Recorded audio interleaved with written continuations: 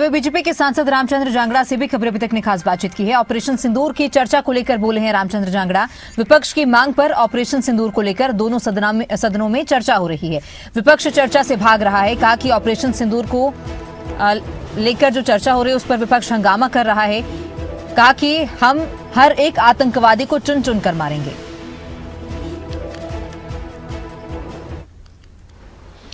देखिए, जिस दिन ये 22 तारीख को पहलगांव के अंदर ये अटैक हुआ था और हमारे निर्दोष पर्यटकों को वहाँ पर मारा गया, 26 पर्यटकों को, उसी दिन से प्रधानमंत्री जी ने अपना मंतव्य जाहिर कर दिया था कि हम आतंकवादियों को और आतंकवाद के पनाहगारों को वो सज़ा देंगे जो उनकी कल्पना से परे होगी। उसमें TRF जो रेजिस्टेंस फोरम है, द रेजिस्टेंस फोरम, जो जैसे मोहम्मद और अलकायदा की एक छोटी एजेंसी है समझो, जिसने जिम्मेवारी ली अटैक के पुलवामा पहलगांव के हमले की, और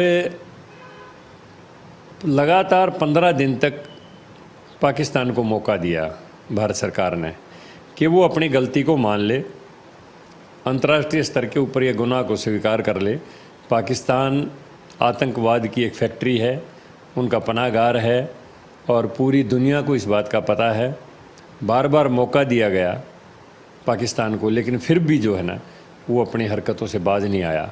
और आखिरकार 6 तारीख को रात को 1 बजे के बाद जो है 25 मिनट का हमारा ऑपरेशन था भारत की सेनाओं का, जिनमें संयुक्त ऑपरेशन था। थल सेना भी, वायु सेना भी और जल सेना भी, सभी का एक संयुक्त ऑपरेशन था। उस ऑपरेशन में बाकायदा रात द्वारा चिन्हित किए गए जो 9 ठिकाने थे, उन्हें जिनमें 5 POK में थे, पाकिस्तान ऑक्युपाइड कश्मीर में, और 4 पंजाब, पाकिस्तान के पंजाब इलाके के अंदर, जो आतंकवादियों के प्रशिक्षण केंद्र थे, उनके ठिकाने थे। बिना किसी नागरिक एरिया को हानि पहुँचाए, बिना पाकिस्तान के किसी सैनिक अड्डे को हानि पहुँचाए, स्टीक हमारे मिसाइलों ने उनके ऊपर अटैक किया।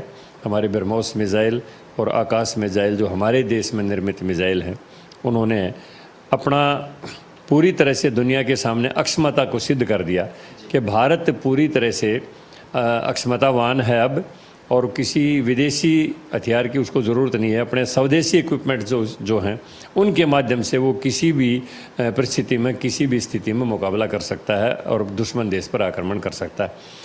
तो बिना इंटरसेप्ट हुए हमारे 9 के 9 टारगेट हमने उसको अचीव किया और आतंकवादियों के अड्डों को नेस्तनाबूद किया। उसके बाद हमारे जो विदेश सचिव हैं विक्रम मिश्री जी, उन्होंने, और कर्नल सोफिया ने, और हमारी जो विंग कमांडर हैं अपने व्योमिका सिंह, उन्होंने पूरी ब्रीफिंग की और पूरे ऑपरेशन सिंदूर का पूरा डाटा पूरी दुनिया के सामने ब्रीफिंग करके रखा। तो विपक्ष की मांग थी कि वो आतंकवादी कहाँ पर हैं, उनके ऊपर वो पकड़े गए या मारे गए, कुछ क्या हुआ है या क्या नहीं हुआ।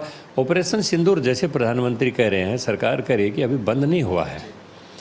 जब तक हम हिंदुस्तान के निर्दोष नागरिकों को टारगेट करके धर्म पूछ के उनको मारने वाले लोगों को खिलाफ एक एक को चुन चुन के उनको समाप्त नहीं कर देंगे, तब तक ऑपरेशन सिंदूर जारी रहेगा किसी न किसी रूप में।